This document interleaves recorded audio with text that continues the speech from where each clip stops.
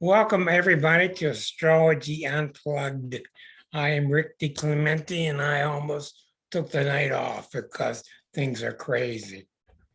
But I'm not going to, and I really am happy to see so many people join us tonight. And there's a lot of explaining to do and a lot of clarification to do. And I think one of the really nice things about tonight, it shows you what a brother we have with Stephen Poplin, because every time I go, there he is. Every time I get in trouble, I call Stephen, because anytime I got heavy lifting to do, Stephen, I call on another astrologer. How are you? I'm really doing well. I'm down here in Florida doing some exploring. I, of course, pay attention to astrocartography, and I've got my Sun-Saturn line that goes right through Florida. And I'm sometimes like looking over on the sun side, thinking, well, that's probably a little bit better, and certainly it has been sunny. But you know, when you put these two things together, with the sun shining with, let's say, more responsible movers and shakers, plus Saturn with more elderly, responsible, and we have got basically the retired population that's right here, which is quite perfect for. Well, I wanted to tell people a couple of things about you. He's kind of my brother in arms when it comes to doing astrology. When I need another opinion or let's see here, or another heavy lifting. Stephen is a very good astrologer. He's a really good hypnotist, a regressionist, and he always has kind of a different way of looking at it than I do, and yet similar, and I think that's really good. And he's certainly welcome, and we're glad to have him tonight. About 25 years ago, I was living near DC, and I looked up, hey, how can I find somebody to give me a regressive hypnosis? And I went and found this guy named Stephen Poplin. I'll be sharing his details later in case you want to link up with him. And anyhow, Stephen not only gave me a guided regressive hypnosis, Stephen's really good at it.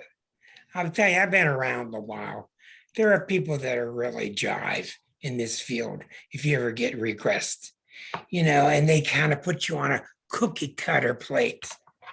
Not with Stephen. Stephen is a very good guide. He doesn't force your hand. He doesn't force your lead. He guides you, and he keeps things going along very well. I can't say enough. If you ever want to get regressed, he's the real deal, because he's going to let you do the driving, but he'll keep you out of trouble. So he's really good. And he's really good as a hypnotist, and he's very fine as an astrologer. Just to keep you in mind now, nobody knows.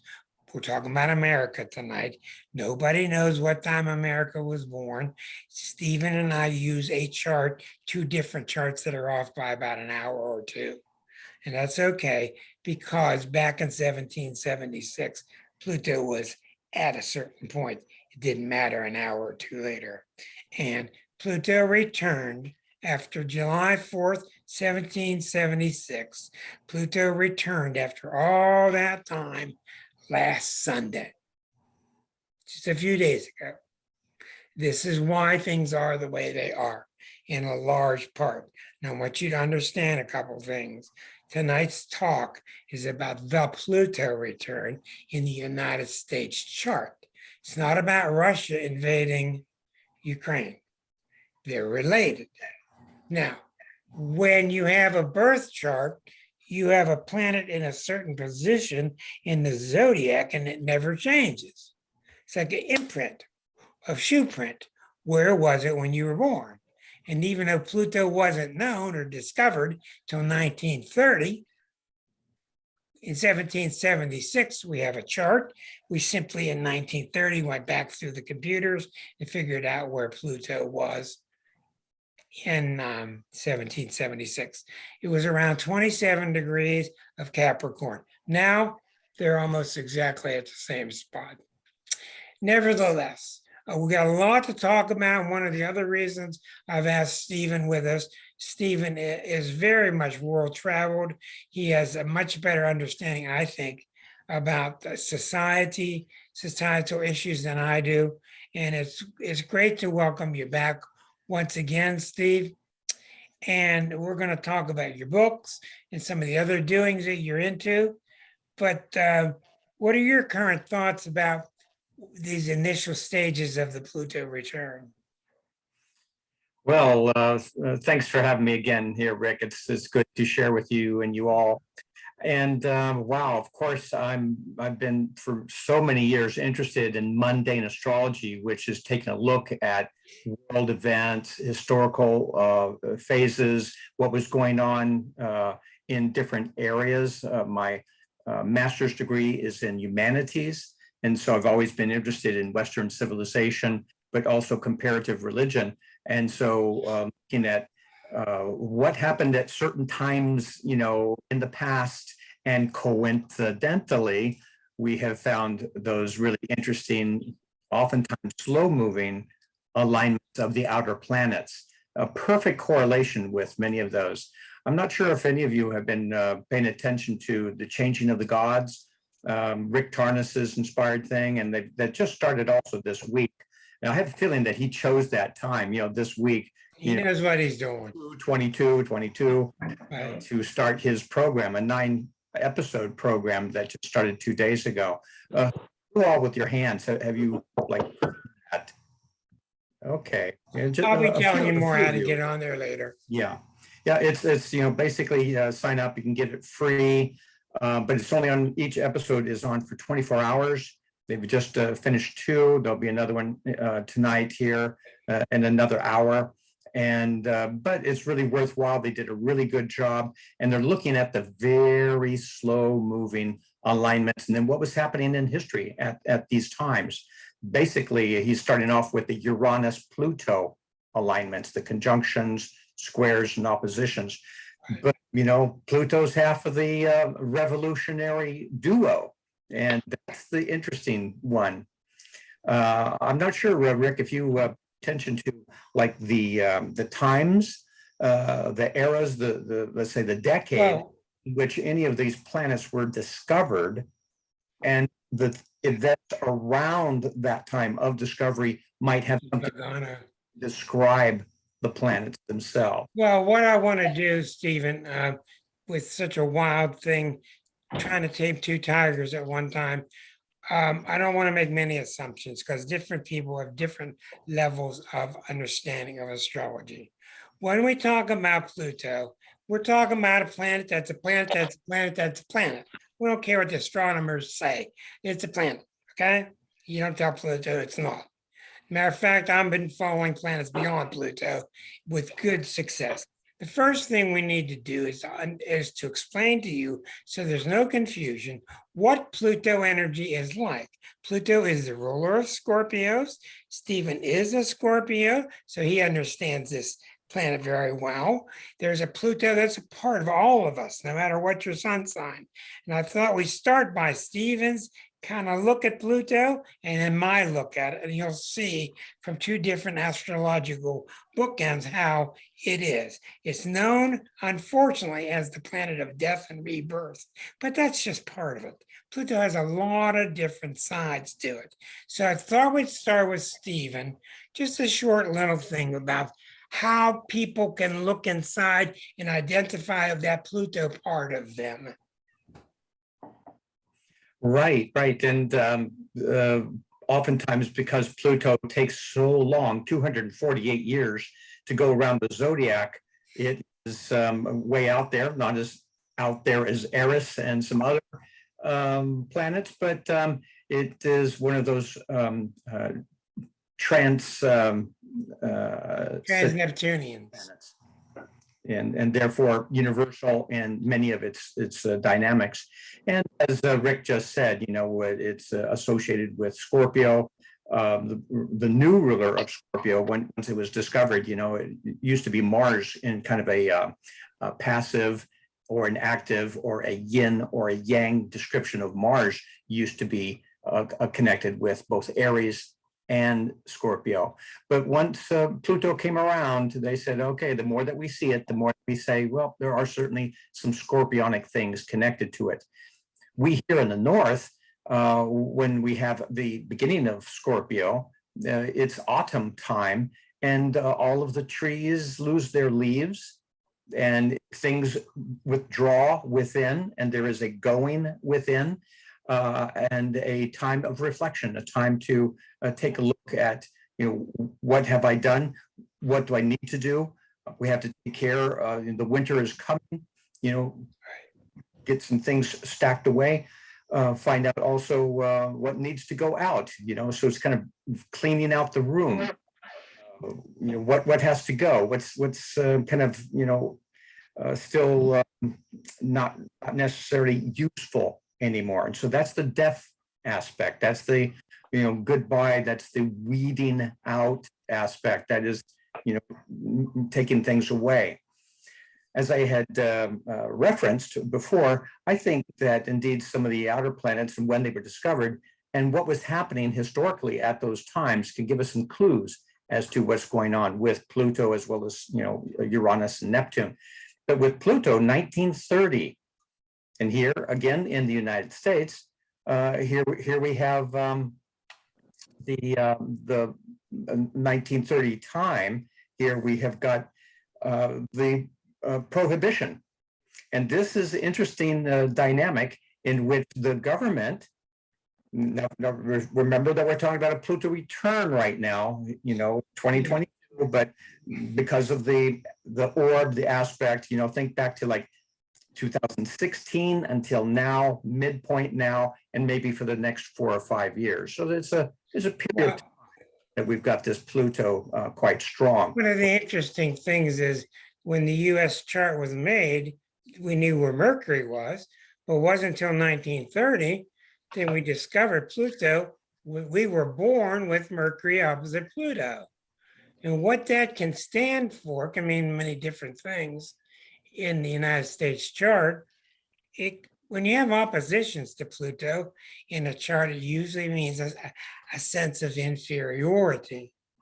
In case of Mercury, there's something about the US being based upon being mentally inferior to others. We don't know what it means yet, but we do know that the essence is there. Now, with Pluto in our charts, Pluto is our passionate part.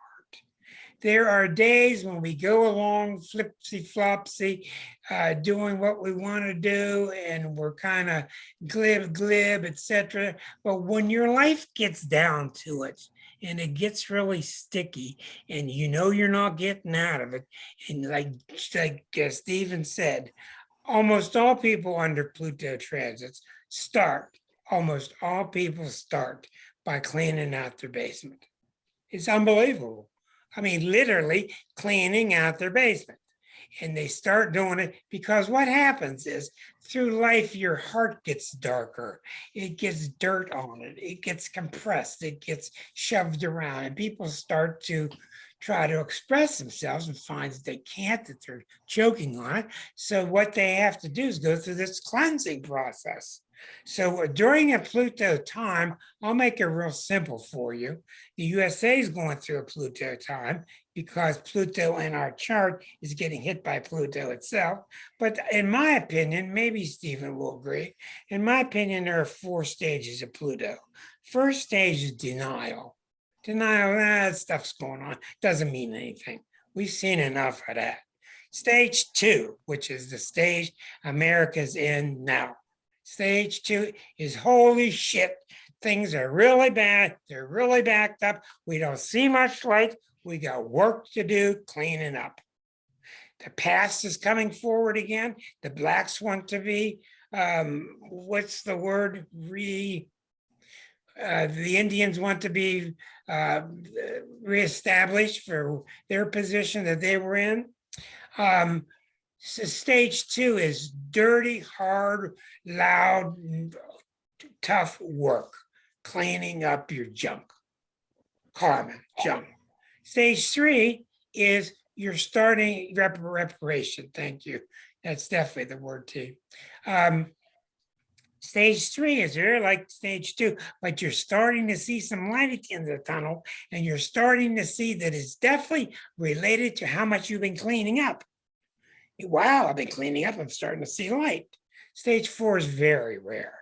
Stage 4 is where you've cleaned up all your junk and you're riding off into the sunset with your horse because you're victorious. The USA is not only in stage 2, but there are a whole lot of people that are trying to run back into stage 1, and you can't do it. Stephen? Yeah, yeah. So, that quick look back into the 1930s USA and the Prohibition, and suddenly people who were just, having a good time and having a drink, beer or wine or something like that. 1930s when Pluto was discovered. Yeah, go ahead. That's right. That's right. Pluto discovered right in the middle of that thing. It was also the Great Depression, so it just shows the power that planet has right there. And Hitler. Oh my goodness. On the rise. All right, Hitler on the rise, and dictators and strong-armed men. Right. That happening also right now. But the interesting thing about the Prohibition, of course, is that, and this is such a great Plutonian perspective, the underworld came forth to supply the alcohol that the people were wanting anyway. Right. And, that's the mobsters. That's underworld. And what is Pluto but the god of the underworld? I wanted to ask you your opinion of this, Stephen. I look back, and this is exactly what Tarnas does in his wonderful book called Cosmos and Psyche. If you've never read this book, it's a great reference book. It's probably the Bible of astrology. It took Richard Tarnas 30 years to write it. He's on tonight at 9 o'clock, part 3 of The Changing of the Gods. If you're interested, you got to go to The Changing of the Gods, thechangingofthegods.com, and sign up. It's for free. You'll give them 24 hours to watch this episode, and each episode is free, the next 7, I believe, and then they'll be for sale as 9. But anyhow, Richard Tarnas's book is called Cosmos and Psyche. But I wanted to ask you, because I know you're really good with dates. These are the following 3 dates. In 1850, Pluto, we began the country. In 1850, Pluto had opened up and squared itself. 1850. You all know what's coming 10 years later. When it was opposite itself was 1938, 1 year after Poland was invaded. 1983. I don't know what happened in 1983, but Stephen, those are your dates of the opening square, the opposition, and the closing square. 1850, 1938, and 1983. You're talking about the Pluto to its natal position. Pluto compared to its natal in the position. U.S. chart. Right. Right. You're right. Yeah. Very, very interesting times indeed.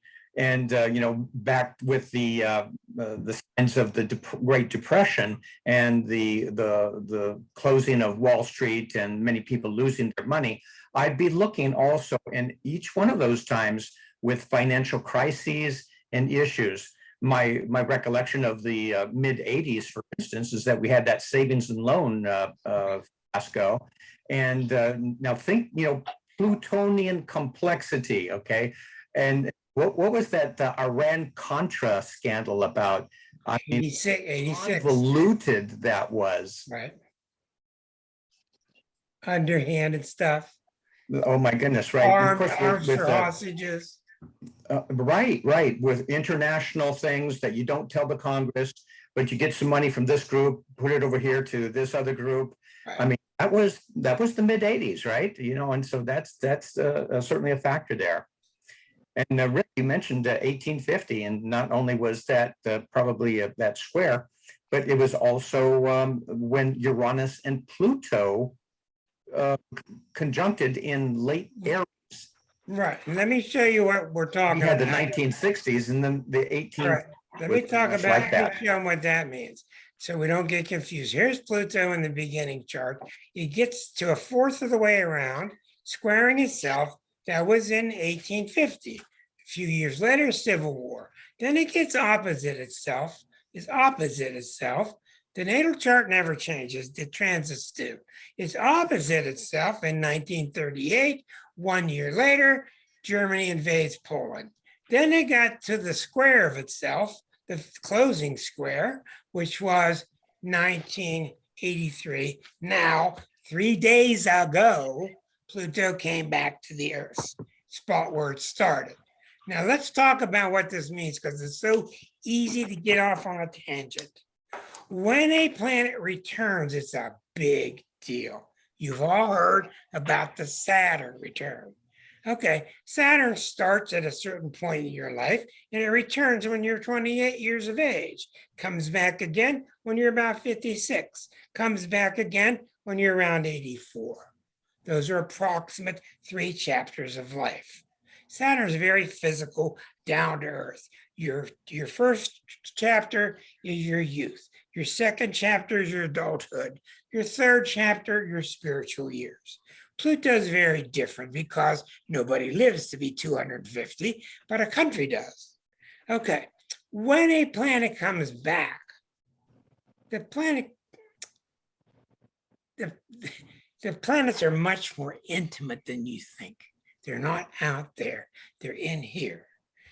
When Pluto started in this country, just being American, you had this stamped, this archetypal stamp put upon your soul along with your citizenship. When we need to mute your phone, whoever's dropping whatever. Now, when Pluto started, when it comes back around, what happens at many, many different levels is Pluto is asking, how well have you done with my energy? I told you, and Stephen, you weren't here, but I've been telling them for the past couple of weeks. This is like a mom and dad giving the kids tons of money in 1776, saying, you've been taught well what to do with it. I'll be back around to check and see. And 250 years later, which is nothing in astrological time, 250 years later, Pluto returns, and Pluto's now saying to us from within, what have you done with the money? What have you done to use it properly? What have you done for abuse? Because Pluto ultimately is very, very altruistic. Pluto's got a real bad rap, but Pluto really does care about creating a society that is strong and passionate and true and courageous and meaningful. So when Pluto comes back around, as he's doing now, this is not just Sunday. This has been on us, according to Tarnus, this has been going on for 15 degrees. So Pluto's been at this since about 07. So in the last 10 years or so, Stephen, what do we see that's evidence in your mind of the Pluto return forming and then becoming exact recently? You know, I found the election of 2016, which was very much, you know, it was already cooking at that point, and that was the Uranus square Pluto, right, during that time, which was, you know, some of the elements that Rick Tarnas is talking about in his series from the 1960s. He's So, basing this whole series on Uranus and Pluto, right? Yeah, right. So in the United States, of course, we had the epitome of these two different planets going head to head. On one side, we had Bernie Sanders, who was represented, you know, by Uranus, squaring off with Pluto, Donald Trump. And when you think of Pluto, by the way, you have to remember Plutocrats or being ruled by the wealthy. Right. Okay, and so here were these two very different, very revolutionary people who would definitely take the nation in one direction or the other. And it looks like with some backroom deals, Bernie was pushed out of the race, and Trump took the election, even though, of course, we know Hillary won by 3 million votes. And she's a Scorpio. And she's a Scorpio. Yeah, he's a Gemini. But we go back to the origins, 1776. And what do you suppose that, Pluto in Capricorn, what kind of an system would those forefathers be creating? We are talking about some clever machinations, and they want to maintain that power. It is Capricorn. They were all educated.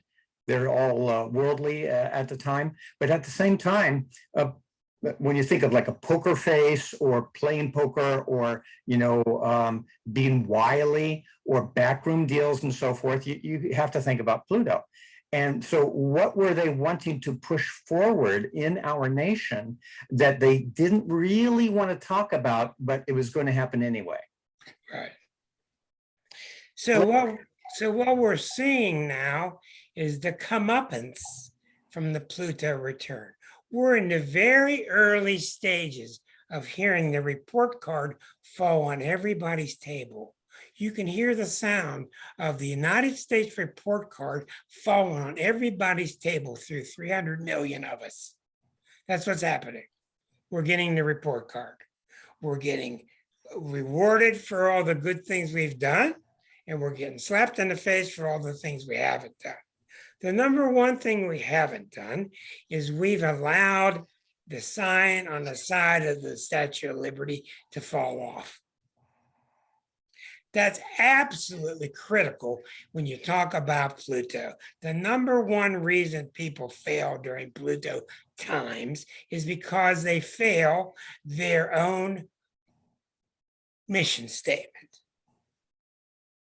If you've ever started a business or if you've ever read about a business, one of the big moments in that business's life or entity is to declare and make clear what your business plan is or your mission statement.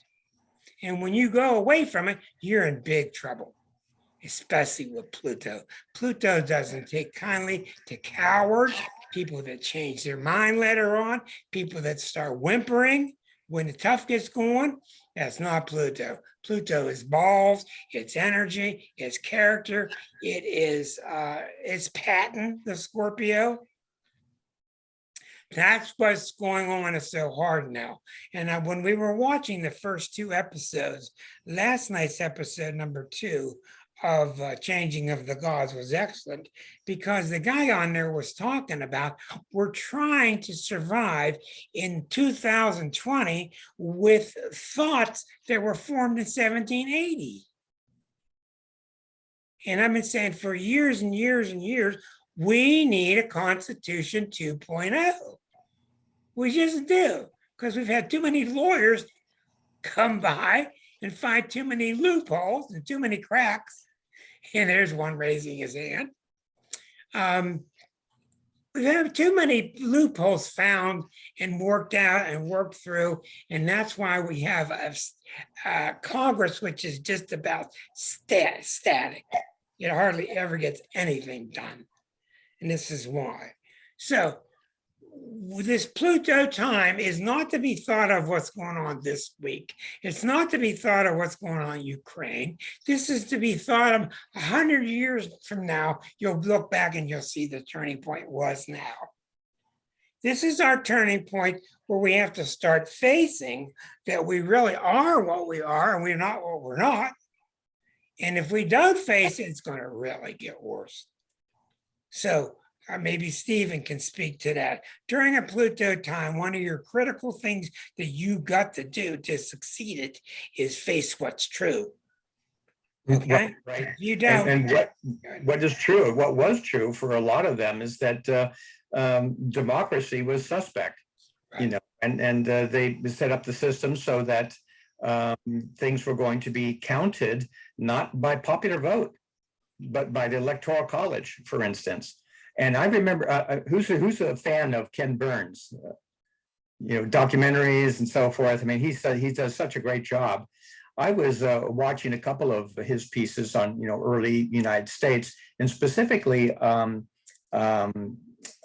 Adams. was a very interesting piece.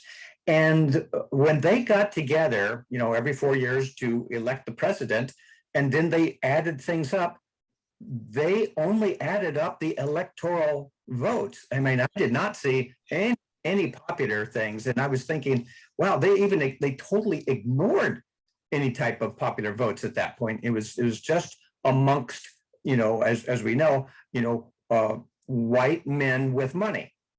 And, women were not voting, of course, blacks were not voting, Native Americans were not voting. It was people with property. And so that was how the game was set up.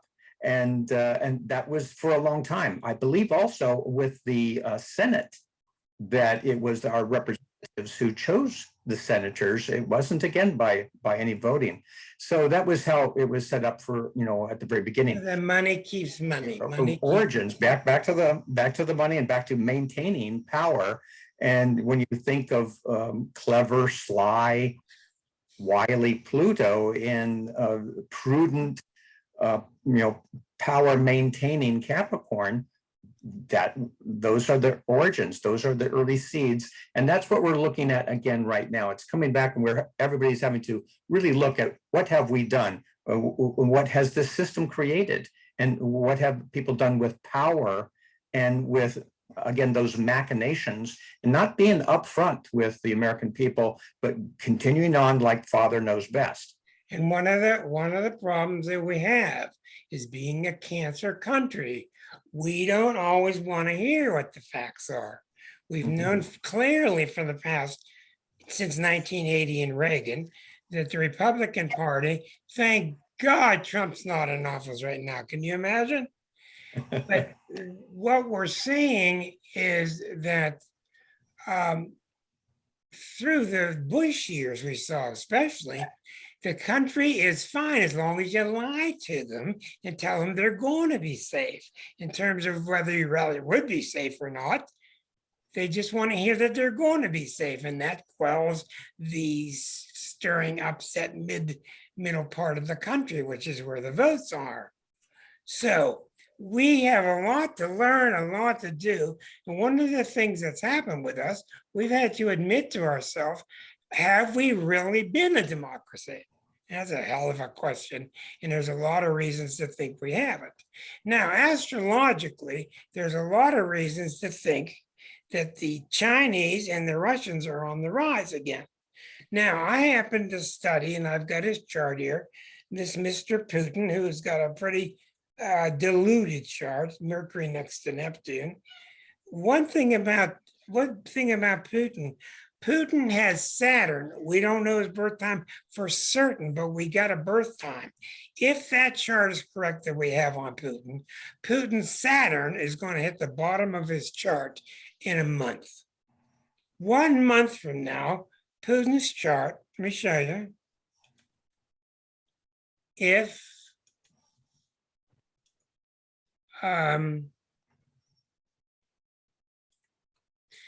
1 month from now, Putin's chart, Saturn, which is here now, Saturn going at the bottom of his chart. This man has Pluto in Leo at the top. This is the megalomania. Pluto and Leo at the top of the chart.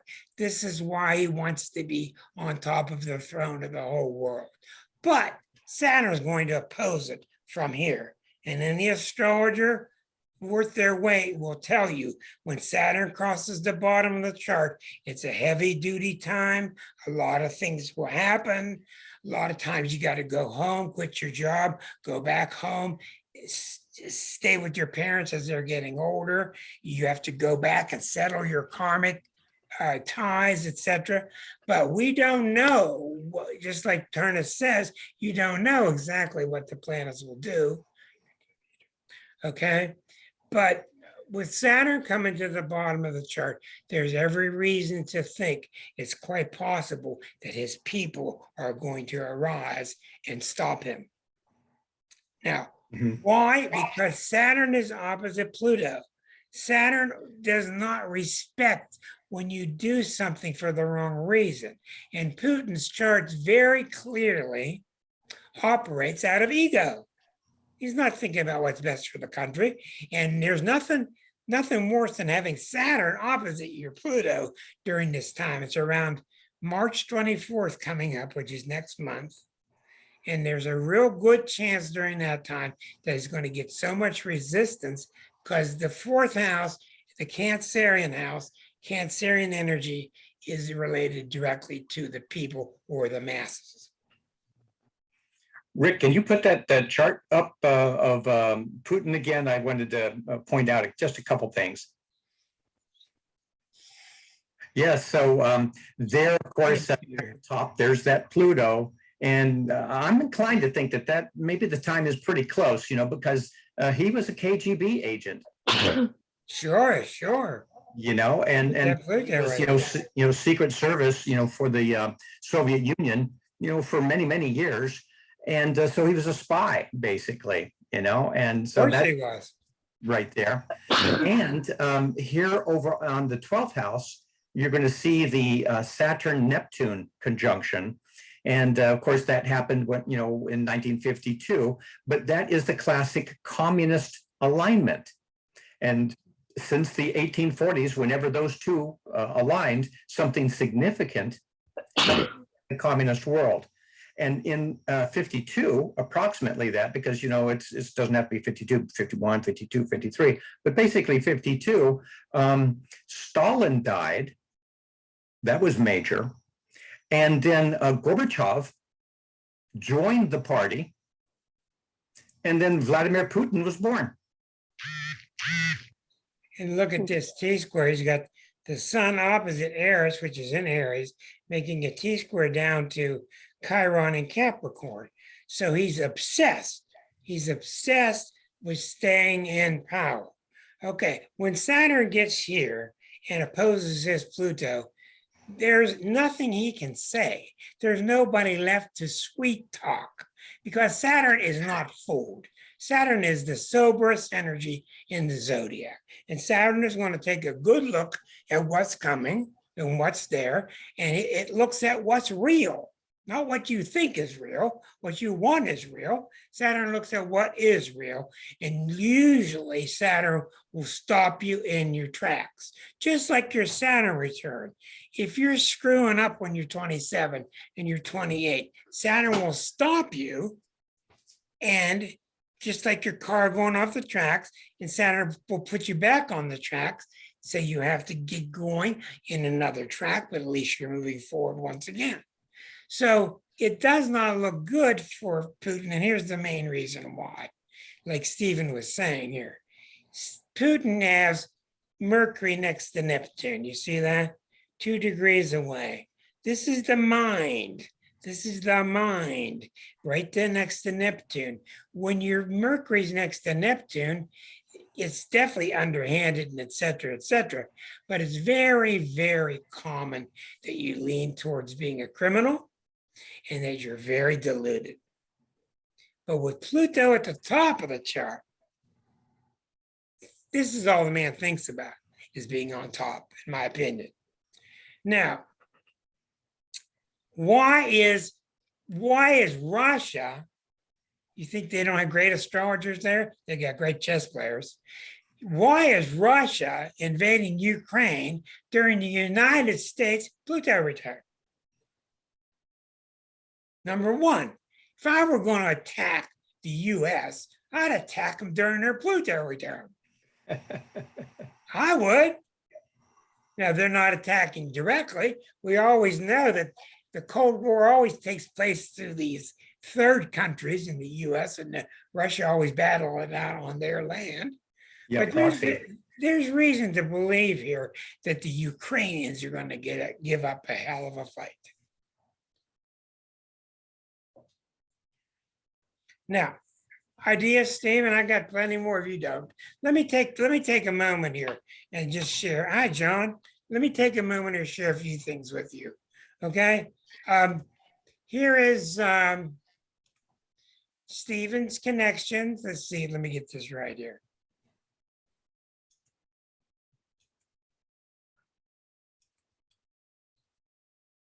Okay. Anyhow. Thank you, Rick. His website, stephen-poplin.com, his email, his phone number in case you need to set up a reading or whatever.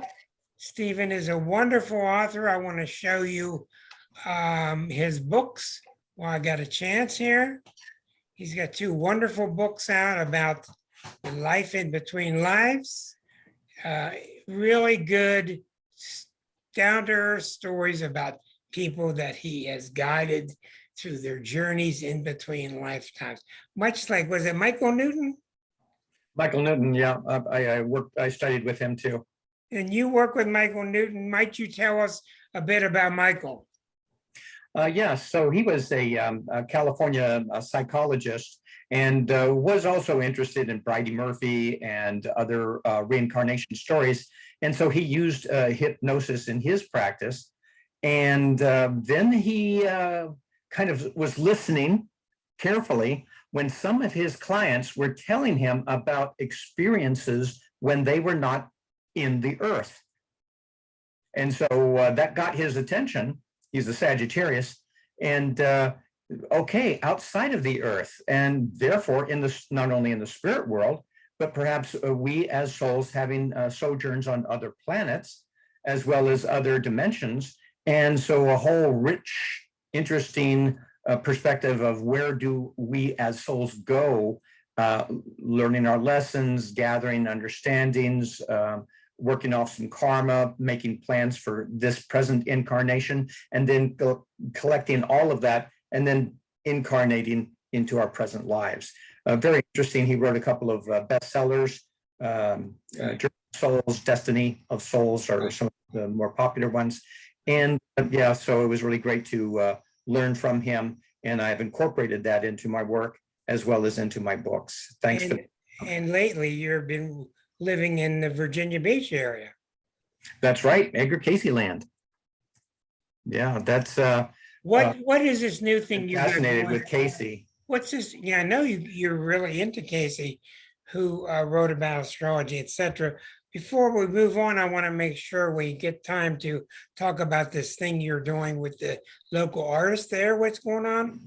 Yeah, that's right. Also in Virginia Beach, Norfolk area. In fact, I just put on chat the website that a program that's happening this Sunday, and then every other month. Now, this is going to be a really different energy than Pluto. Pluto is kind of like, okay, heavy and revolutions and wily and underworld. But this is art, impressionism, aesthetics, and what were the planets like and the different phases when certain artists came and their wonderful contributions. This coming Sunday at 2:00 in the afternoon, Marilyn Butler, she's a professional artist and very interested in astrology. And then we're going to put our heads together and come up with this program of taking a look at artists, and what was happening in the sky. What do their charts look like? We're going to start off with Mary Cassatt and Edgar Degas. Excellent, excellent. Hope you can join us. Now, spread the word, and next week is going to be, I'm really happy to announce, Jennifer Ivanko will be back with us. She was the first guest on the first time I ever had a guest in my first year. Jennifer is calling herself, her new title is a human potentialist. Now, I really think this is really good because one of the things we're getting out of the Pluto return is, what can we do about this? What can we do? Here we are. And the number one answer that you're going to get, Jennifer is a Virgo, the number one answer is we all have to work on ourselves to get cleaner, to get smarter, and to mainly get a connection with our divine center. Jennifer's excellent at it. I can't tell you enough. She'll be on with us on March the 1st. Then in the future, I don't know exactly when, Denise Joyner is going to be back with us again, talking about shamanism. She's been excellent. Marcia McIntosh, who's with us tonight, will be granting us with her knowledge and study of homeopathy. We're going to after this 2020, this Astrology Unplugged is going to become much more based upon bringing in other types of professionals. Deneen will be coming on soon. Deneen, what are you going to be? Deneen's coming up soon. Do you have any idea what you're going to be discussing during your time in about a month or so? I think that, you just spoke of the woman who is going to be coming next week. Jennifer And Vanko, yes. yes, and I love that. I love, where she's headed. And you already know my work, and my work is soul work. And so it'll definitely be in line with, what do I do now? What do I do with the stuff that I've collected that I no longer want to use anymore? Well, And Deneen, and how can I peacefully make peace with it so that it can leave, and I can honor that it's leaving and I no longer need it. So I'm thinking of just going with, the same subject matter but similar, going different, going a little bit different. Liza and I have been lucky enough to work at great length with Deneen, and can't tell you how valuable that work is. And in a nutshell, what Deneen does is she uncovers many things, but she uncovers your connection to your ancestors, and you end up finding out that a lot of the stuff that you think is your stuff is not your stuff, belongs to somebody else. And she gets you identifying that and teaches you how to get rid of it. Anyhow, let's move on. Thank you, Deneen, and we're looking forward You're to welcome. when you come, and we will give you plenty of notice. Now, back to the Pluto return. All right. What do you do in a country of 350 million people when the Pluto return is for the whole country? You can do so much. But the one thing you can do, and this is where I really benefit so much daily by being with Liza, the Aquarian, Liza will talk to us about it at times. It's time for us to come together. It's time for us to do grassroots campaigns. What can we do to safeguard this? Well, it's obvious that we've got to chew away at the top 1%. That's the problem. It's not the Democrats and the Republicans. It's the top 1% that want all the money and are screwing you and me. That's our target. Whether we're French and we're bringing down the Bastille, I don't know how we're going to do it. But what I do know is we're really powerful when we're united. And we need a lot of shows like Jennifer's show used to be, like this show is now. We need a lot of shows just like this. Because if you look around here, there are a lot of really neat people here doing a lot of neat things. I can't tell you the difference between today and 30 years ago. 30 years ago, you hung out a flag, you didn't know what it was going to say on there. Now, everybody's some kind of energy worker or something. It's wonderful. It's happening.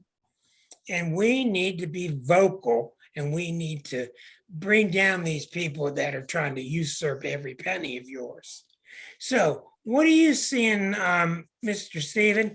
What are you seeing on your end of things? Because I know you're really social and bright. What are you seeing in terms of grassroots campaigns? Well, of course, we can take a look at, the closer that this Pluto return has come to its natal position. I was really semi-shocked. I mean, I know that, the wealthy keeps on getting wealthy, but how many times did we hear how really the top and how much money they made during this pandemic? I mean, it was amazing. It was like maybe double what they already had. It was billions was added to their coffers just during this time. And at the same time that, of course, we're mixing this pandemic, which is a worldwide pandemic, during this same time of a Pluto return. How our individual country responds to certain things is going to be an issue, a dynamic. So let me tell you something kind of like nuts and bolts about some stuff that I've seen with Pluto in individual charts. So Pluto coming up to your fourth house cusp, or maybe a conjunction or opposition to the ruler of your fourth house or of the moon. And what may happen there is that your home may have some termites. There will be some things behind the scenes, behind the walls you cannot see. And so plumbing issues, structural issues, maybe some damage, some mold and so forth growing up because of old damage. And so you got to fix stuff, you got to like dig it out and replace some stuff there. And collectively, that brings us into insurance. So complex financial dynamics is a classic Pluto thing. And the ideal behind insurance is that everybody pays a little bit of, and when somebody or a few people have got like a crisis, that money is pooled together to help that particular person. That was the whole idea behind insurance in general. But of course, in the United States, back here, we can't really, and we've been fighting so hard for so many decades to get away from the health insurance companies that have fought tooth and nail, the opportunities that we can have a much better system of health insurance for all in the United States. And we could copy some of the other nations in the world. I'm thinking of the Scandinavian countries offhand, but many other nations have got a much better health program. We collectively pay more per person and we get less because, there's these companies that are just, draining off the profits. The president gets up and says, what did he say to us? Oh, well, that Putin's doing a good job, and Putin denied that didn't happen. I mean, we get lied to so blatantly and we accept it. That's what's scary. A Pluto return is time to get sensible. It's time to get smart. It's a time to start choking on stuff that you've been unable to swallow and get it out and say, come on, all right? You see, if you know a Scorpio in your life, how many people know Scorpios in their life? How many people know Scorpios? Okay, next question. How good are you at bullshitting that Scorpio? 0. You ain't gonna bullshit a Scorpio. You're just not gonna do it. They see through you. Why? Because they see through you. They're looking through you. Why? Because they're looking through you. Okay? Well, yeah, they can get paranoid. And yeah, sometimes they don't need to look as deeply as they do. But it's Pluto's nature to go behind the curtain, Toto. What's behind the curtain? What's really there? That's what Pluto does. And whether it's doing it in the sky, in the United States chart, in your chart, whatever, it is Pluto time. And when it's Pluto time, it will change your entire life. Your entire life. Now, like Stephen's saying, if you're going to hang on to your junk, hang on to your lies, hang on to, that's why we've been talking so much for months now about codependency. If you're going to hang on to your junk, you are in there for a rough ride. You're in for a lot of trouble. And the people who really succeed during Pluto times, and we've seen so many people succeed, are the ones that face the music, are the ones that clean up their junk, are the ones that break up for bad relationships, are the ones that quit a job that it's not good for you. Pluto is a part of you. And see, here's what non-astrologers don't know. The main thing about astrology is when people say, what got into you? Well, what the hell's come over you lately? That's the planets. That's the planets. That's what the planets do. They bring these energies. Most people don't know when they're going to max out, what this energy is about, but they can sense it. They say things to you. I don't know about that Stephen, but there's something about him. I don't know about that Rick, but there's something about him. People sense these energies, but they can't put their finger on it. Well, a Pluto time means this. It's time to stop effing around of anything in your life on any level. Anywhere you're effing around, it's time to put it to a stop. And I've written articles years ago saying Pluto will help you if you try. I've got an excellent article out there somewhere called Pluto will help you if you try. And you don't even need to read the article. It just means you get up and you try. And all you got to do is try. And Pluto will bring you forces. It'll bring you money. It'll bring you people. It'll bring you cheerleaders. It will bring you books. It will help you. It's not like Eris. Eris was different. Eris is a whole new character that we're not even going to get into. But the reason why is because you know it's happening. That's why things get good, because you know you're trying. The reason it gets bad is you know you're not trying. Pluto's not stupid. Pluto is, it's not in the books, but it's true. Pluto is very altruistic. It is all about wanting a better world, and it's going to kick you in the butt if you're not helping that evolutionary cart move down the road. Right, and we have to get rid of that which needs to be tossed out first, you know. And when you think about it, you know, when it's time to remodel your kitchen, you got to tear out the old one, you know. When you have a surgery and there's a tumor or something, and you have to have a painful extraction. Well, that's also Pluto. It's going to hurt, but later on you're going to be happy about it. You're going to, you'll thank me later, but not right now. You know, how many of you know of major things in your life that need to go? Come on. How many of you know? Okay. Now, it ain't easy, just like getting a tooth pulled, but astrologically, believe us, as soon as you let go of that junk, everything gets better. It's unbelievable. It's unbelievable. So if you've got a friend around where you're talking to him and you're talking to him and you're talking to him and you're trying to talk sense into him and you're talking and you're wasting your breath, you are wasting your breath. Quit talking, let him go, let him have it. Because the best thing for them is to hit bottom.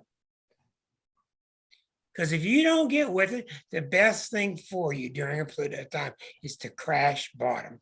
How many times have you seen in life? Some people just need to crash bottom, boom, bang, and then they start back up again. But some people need to crash. Image of the phoenix bird, right? Exactly. Exactly, the phoenix bird. Let's take a moment before we go to any questions, Stephen. But I've tried to keep the focus. I know it's an awful time thinking about what's going on in Ukraine right now. And believe me, the Russians are doing it because we're at a weakened state. It knows, okay? But this is going to be really good timing with Jennifer Ivanko coming next week. And she's really an expert at helping you get stronger inside, okay? But I don't know what, I want you to follow up with me, Stephen. I'm going to say it like I can, then let's see what you got. This is just a time to find your courage. And boy, if there's ever a time in your life when you need to say no, it's now. When it's a no, you know it's a damn no. Don't say sort of kind of no. Say no. And the people that are going to hear that no aren't surprised. They've heard it before. So remember what I've said to you for the past several weeks. People going through Pluto times that are not succeeding, ones that are trying to maintain codependency. What's happening to them? And Pluto is the expert. Pluto is an expert at cutting you off from your support systems. It's what it does if you're screwing up. On the other hand, if you're owning your power and you're trying, you don't have to do it all. He's up there. Have faith, give it a try, and say, God, I don't know what I'm doing, but I'm trying. And man, it's unbelievable how much support will come your way. Stephen? Yeah, you know, I also want to address what Kathy Pagano is saying about getting a new home, because, you know, this is a big deal all over the United States during this Pluto return and real estate. And it first started off before it really hit the real estate market itself, and the prices went really high.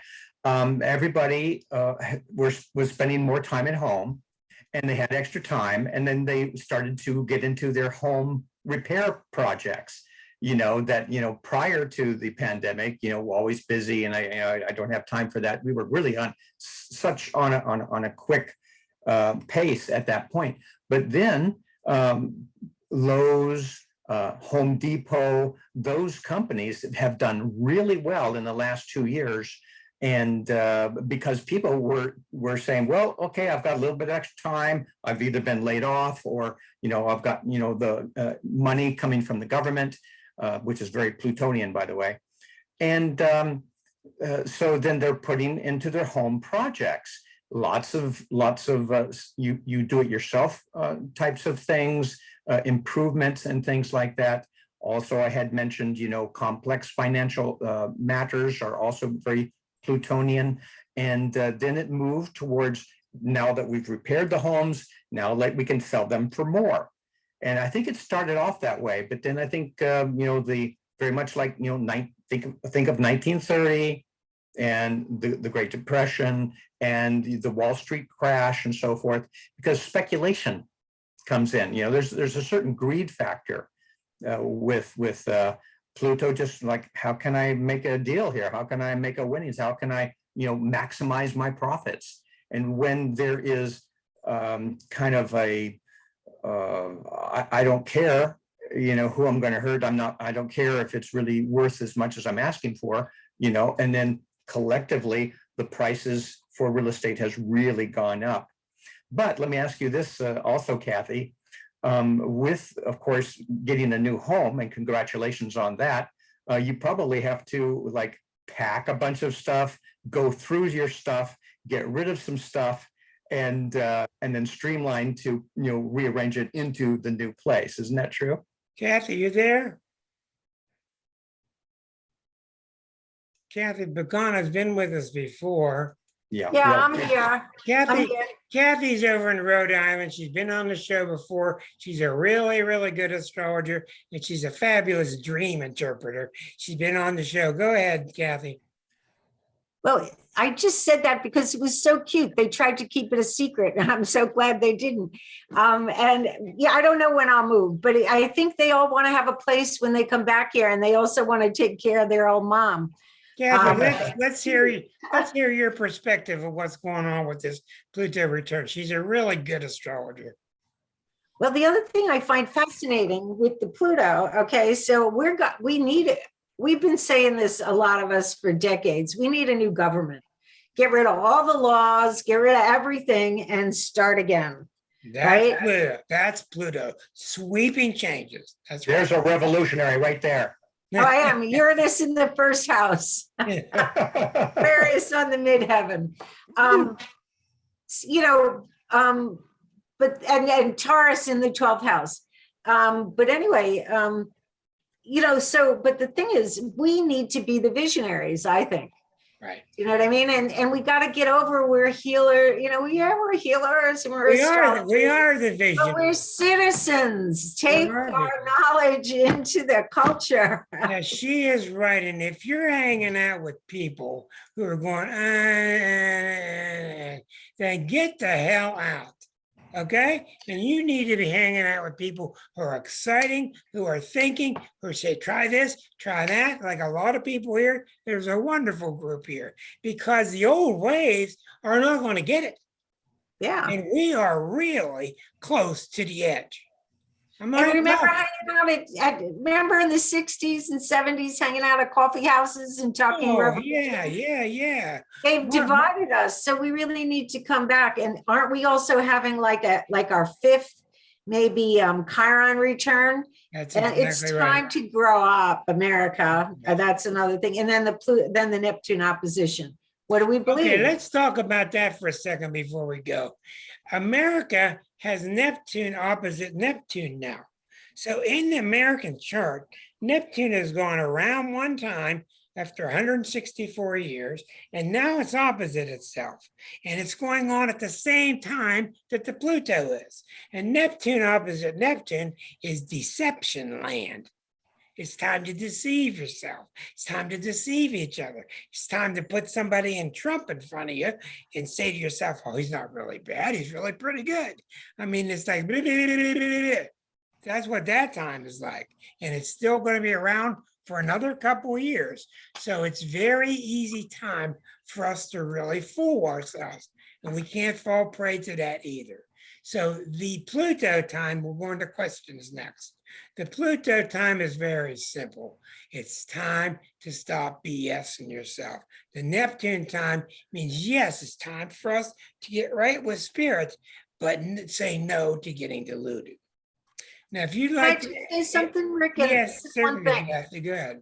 Neptune to me is also the imagination, and that's how Mother Nature talks to us, and that's our feminine brain. We need to reconnect with our own imagination, because that's what they've taken from us. Okay, and that's what will wrench us out of patriarchy. And then Neptune opposite Neptune then becomes, no, we're going to show you what the truth is by being it. Neptune opposite Neptune, as the country is experiencing now, can be such a wonderful transit in terms of spiritual growth, but we got to throw out the old and we need a changing of the gods. Yeah. And that doesn't mean throwing God out. That means let's get a God in here that's real. Okay, let's take any questions you have. I'm looking for people that raise your hand, and I will see you and put you on with Stephen. If you'd like to ask a question to Stephen Poplin, please raise your hand and we'll do so. There's Erica, Where's Erica at? I can't find her. Erica Brooks. There she is. Erica, I should know you're first. You're on, you need to unmute yourself. You're on with Stephen. That triple Aries there, Mercury, Venus, and Mars. I was just wondering, in a very weird way, whether this whole thing with Russia is going to be like a shot in the arm in terms of our beliefs and values having to once again be a leader. You know, Europe is looking to us. We're far enough away from Russia, I mean, other than missiles and stuff, for them to attack us. It's a good question. This is going to force us, you know, this generation who hasn't ever seen World War II and all of their elders have died and they stopped hearing the stories.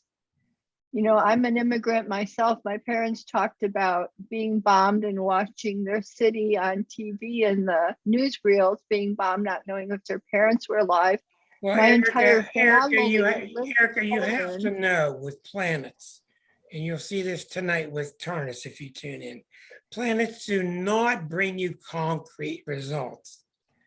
A planet, I know, but I was just thinking that this could be very useful. It will bring you conceptual, archetypal possibilities. Yes, you're exactly It right. could reunite the people who care about democracy in the world, who have been saying this could never happen. Oh, if this we is all, step you know, up, blah, blah, blah. let's go to Stephen. Yeah. Let's go to Stephen with your question.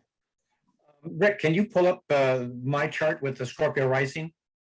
Let me look for it. Okay.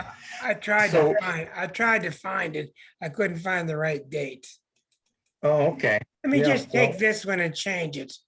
That would be easier. Yeah, okay, good. Give me the Right, it's 2/19, same day, of course.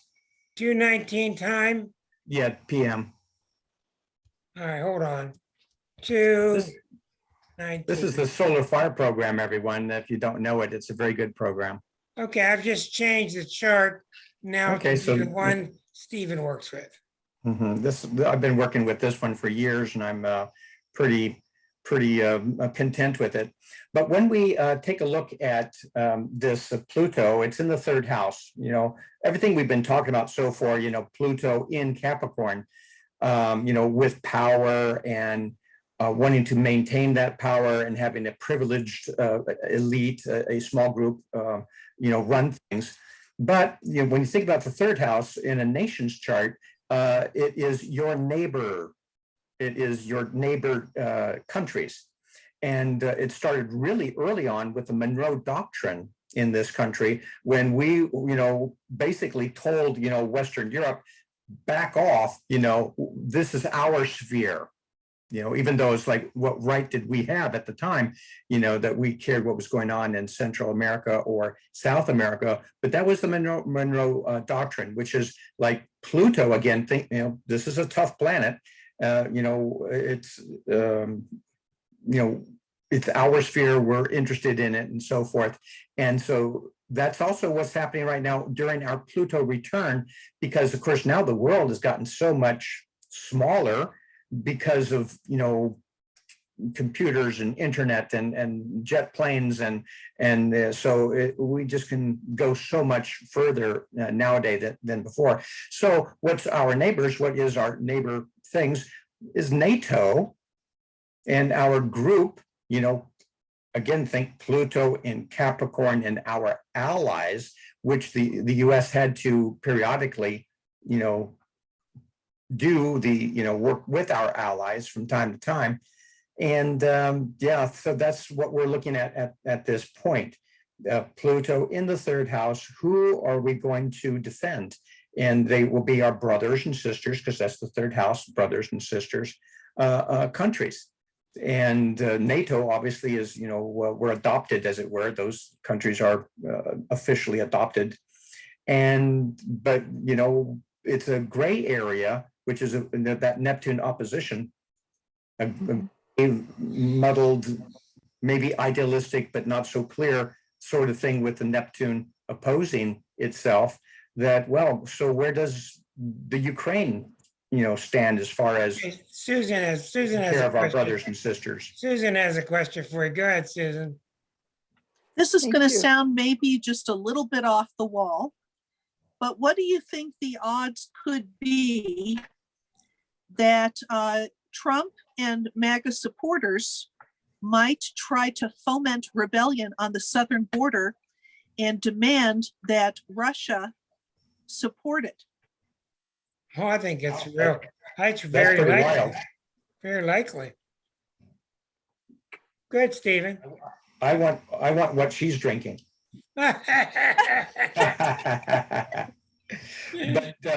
actually, you know, one of the interesting things that I've seen with Neptune, and remember now, every planet has both its positive and negative right. aspects. You know, it's not all like doom and gloom with Pluto. There's, you know, doctors, healers, shamans, metaphysicians. They're all very Plutonian too. But with the Neptune thing, and how interesting that at the same time, within, I think it's next week, early March, it's going to be an exact opposition to itself. So at the same time that we're having this Pluto return, we're having this Neptune opposition. Neptune, again, in the US chart, was in Virgo. And we're looking about health and alternative health, and sometimes alternative facts. And some of the downsides of Neptune is hero worship, Right. and running after lost causes. And we have certainly been seeing a lot of that. And so, yeah, with this whole thing of alternative facts, which wasn't even in the vocabulary Right. like 10 years ago, is now a thing. That's right. So what's real, what's not so real, but Neptune is totally fine with that. It's like, oh yeah, Yeah, imagine. but see, we have to become not fine with it. We do. Elke, you're on with Stephen. Go ahead, dear. Thank you, Rick. Yeah, Stephen, this is reminding me, like, because to see the your chart with of the US, this is what's happened to Canada, because the far right fringe has come up from the US and has completely infiltrated the ideology, and it's not just Right. keeping our capital hostage, but it was also the prairies up in the Midwest, those kinds of areas where I am. It is completely engulfed in fringe ideology. And I was thinking about what you said, Rick. This is like a cancer that has started growing in the US, and it's spreading its roots out across the world. The answer is really simple. That Mhm. Pluto, whether it's the Pluto return and Neptune, which is Neptune opposite Neptune, people are attracted to simple answers. Let's just put a big X through everybody and go back the way things were. Let's just put a big X through everybody that's got an idea, they're radical crazies, and we'll go back the way it was.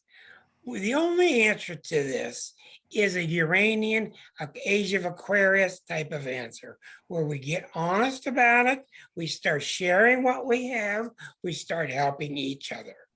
That's the answer to this. The answer is not to put an X through any group. That's not going to work. And it makes you feel nice when the leader gets angry and you get angry and the anger vibes together. And there seems to be a lot of power, but it's very dangerous. It's very deleterious. It is maddening, and it will bring down the culture. Thank you, Elke. You're exactly right. We have to have the cooler heads prevail. Who else had their hand Elka, raised? I wanted to ask, Yeah. Canada thought about building a wall. That's a No, long wall. It's a long we- wall, buddy. We were lucky that Trudeau handled it very calmly, even though everybody was angry, everybody was arguing with everybody, but he held his stead and he was calm about it, and he let the law prevail. And I've just been so impressed by it. Thank God. But it's not over. It's not done yet. It's going to take some time to work out, a couple of years, I would think. One of the problems now is there's just too much information. And Yep. we don't know what the hell to believe. There's just too much stuff. And it's so easy to get emotionally excited when you see something on the web or something here or something there. We know what we need to do. We need to get around and promote some people to the foreground who are really good leaders who really have our interest. And to take lessons from Canada, which is usually going along pretty peacefully until of late. Anybody else with a question? I saw somebody else had their hand up. Was it Dr. John? Did you have a question? Okay. Anybody else? Marcia, you go ahead, dear. Unmute yourself and then you'll be on. Go ahead. Hi. I have a question, Stephen, about the Pluto return and the possibility of nuclear war from Putin to the United States.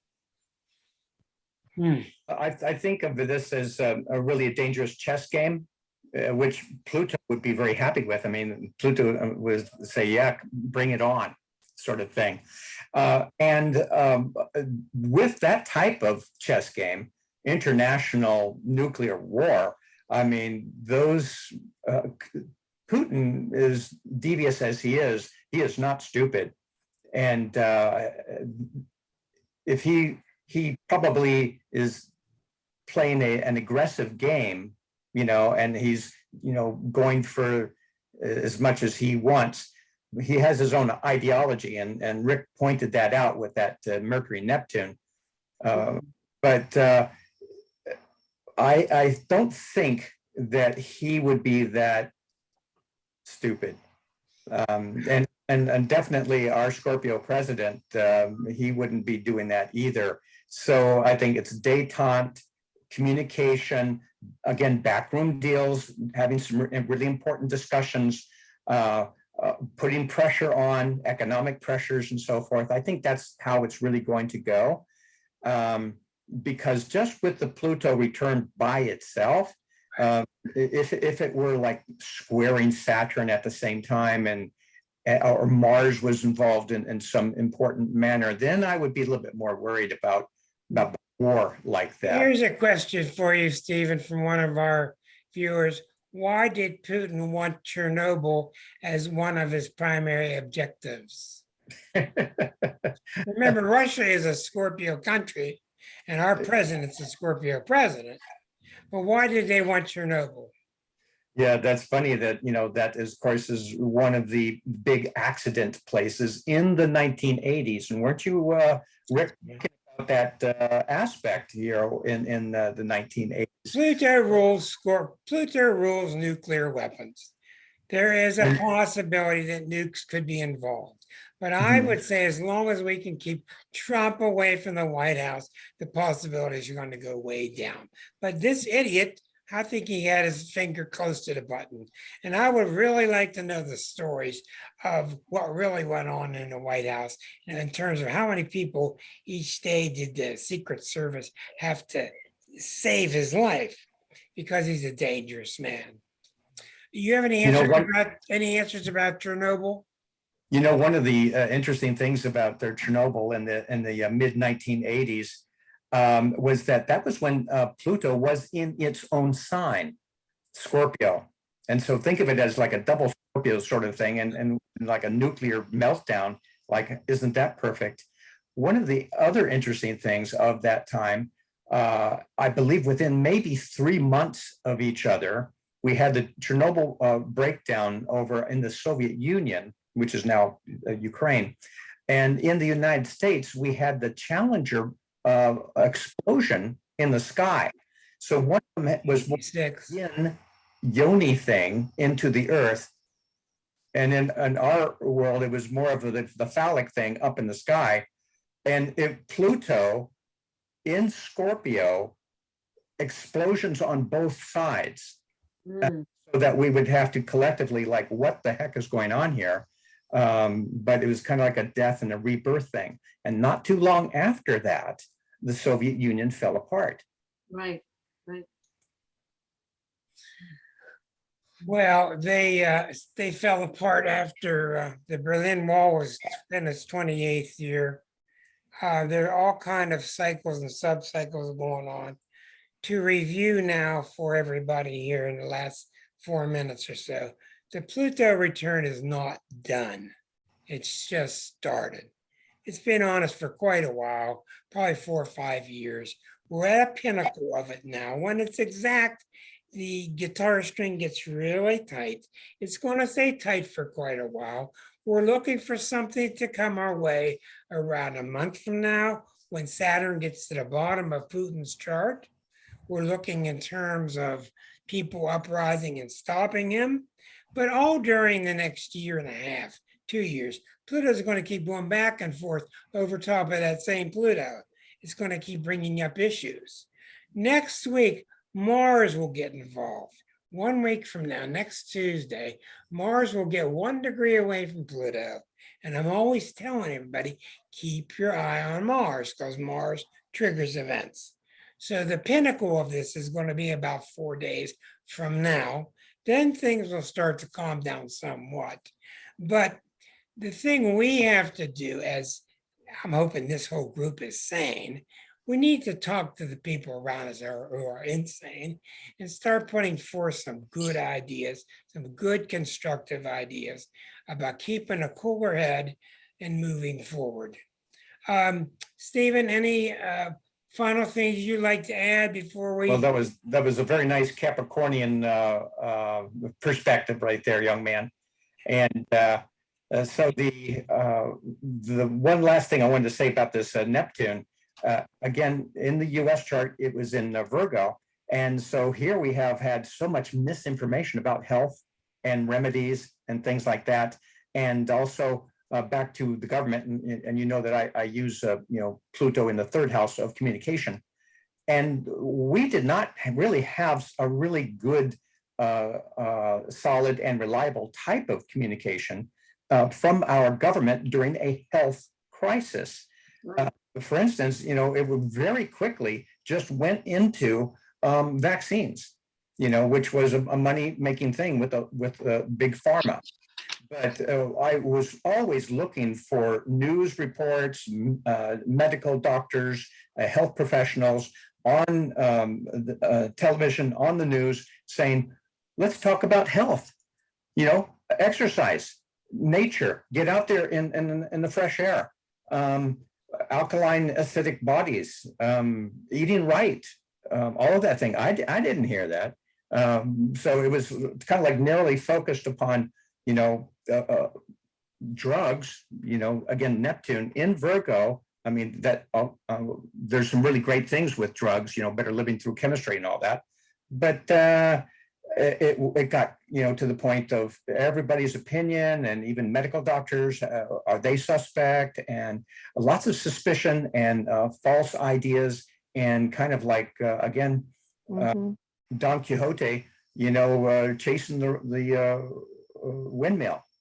So getting out of that, and on that side we say, oh, okay, Pluto is the sleuth, the detective, the Sherlock Holmes that gets rid of the excess dross.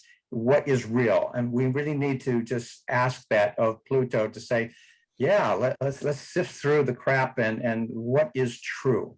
And that's using Pluto to our benefit. I hope tonight that you've gotten some clarification from Stephen and I, because we've tried hard. It's a difficult subject to not overwhelm people with. It's just difficult. It's a very difficult time. I've got a lot of faith in people because we got some marvelous people all around. But we got a lot of marvelous people who have not been speaking up. I got a question. We need some marvelous people to speak up, because we know what the hell we're talking about. We know what we're talking about. We need to speak up in a variety of ways. Go forth and multiply. Go forth and use your best judgment. We want to take this time to really thank Stephen for joining us tonight, and Kathy pitching into. Next week will be the wonderful Jennifer Ivanko talking about how to develop this connection here, which is just so critical. She's really, really good. She works a lot with Dom and Her, which is that advanced commune in northern Italy. It's a really amazing story. We want to thank everybody for showing up tonight. We hope that there's a lot of people sleeping a little easier tonight, knowing about the Pluto return. And God, let's just send the best vibes we can to these 4 folks in the Ukraine. Thank you, Stephen, for being here. John's John's got something for you. So that I can go to sleep tonight, I'm really worried about something. Now, I understand that Putin is not stupid, but I feel he's mentally unhinged. And I know that crazy people can do crazy things. So Yes. The question came up about nuclear weapons, and that he's not stupid enough to start using nuclear, but I just don't trust. He's not going to hit the button. Only Trump would do that. I'm confident. Only an idiot like Trump. He's not going to hit the button because he enjoys his throne too much. He enjoys it. Stephen, thank you so much. Come again and join us. We're always here. Thank you, everybody. This will be on the web in a couple of hours. We'll see Janine Joyner with us too in a couple of weeks. So thank you once again, everybody. Thanks for having me. Thank you, Stephen. Thank you so Thank you, much. everyone. Careful And let's travel hope there, there's no Susan. Dr. Strangelove. Right. Safe travel.